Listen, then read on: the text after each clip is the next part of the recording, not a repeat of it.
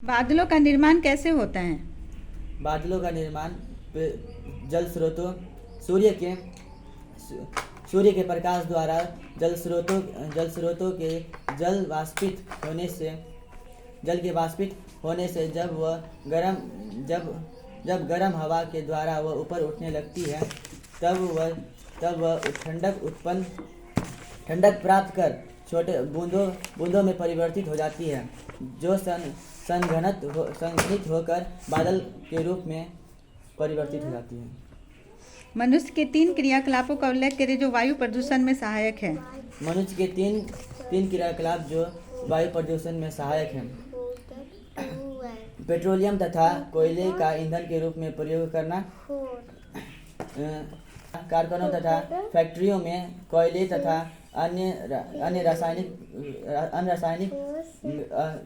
Thermal power स्टेशनों में कोयले का ईंधन के रूप में प्रयोग करना जो वायु प्रदूषण करते हैं। वनों की कटाई तथा शहरीकरण का विकास यह वायु प्रदूषण के मुख्य कारक हैं। जीवों को जल की आवश्यकता क्यों होती है? जीवों की जल की आवश्यकता शरीर में पदार्थों के जल की आवश्यकता कोशिकीय पदार्थ को एक भाग से दूसरे भाग में स्थानांतरण के लिए आवश्यक होता है। जिस गांव, शहर, नगर में आप रहते हैं वहां पर उपलब्ध शुद्ध का जल का मुख्य स्रोत बताएं। नलकूप, कुआं तो है नहीं अभी। अब है? यहाँ पूर्णिया में है कोई कहीं कुआं? नहीं है। ट्यूबवेल कुआं का यूज करते हैं कोई? नहीं। ट्यूबवेल के थ्रू या मोटर के थ्रू। क्या आप किसी क्रियाकलाप के बारे में जानते हैं जो इस जल के स्रोत को प्रदूषित कर रहा है? हाँ, हम कुछ क्रियाकलापों के बारे में जानते हैं जो जल को प्रदूषित करता है। पानी में अनावश्यक पदार्थ को डालना, जहरी रासायनिक का प्रयोग जो पानी में मिल जाते हैं, सीवर नालियों जो नदी में मिल जाते हैं जिसमें कई सारे विषैले पदार्थ मिले होते हैं। पूजा पाठ के सामान नदियों में विसर्जित किए जाते हैं और मूर्तियों को भी विसर्जन नदियों में ही किया जाता है, जिससे नदी प्रदूषित हो जाती है। हाँ, जल प्रदूषित होते हैं। क्या बीकर के तल में मृदा सामग्री या परतों में विभाजित है? ये क्रियाकलाप के आधार पर है। कुछ मृदा लें, उसे जल से भरे बीकर में डाल दें। ली गई मृदा की मात्रा को लगभग 5 गुना जल होना चाहिए।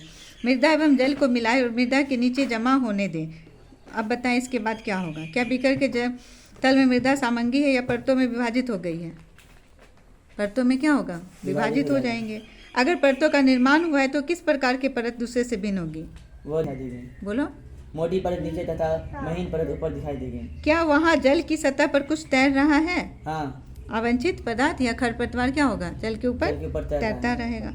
वो तो पानी के अंदर डूबता नहीं है। लोग क्या सोच के पानी में डालते हैं कि वो डूब जाएगा, सड़ जाएगा, गल जाएगा, मगर वो तो तैरता रहता है। क्या वहाँ जल की तरह तैरेगा? क्या आप सोच सकते हैं कि कुछ पदार्थ जल में घुल गए होंगे? हाँ। आप इसे कैसे रोकेंगे?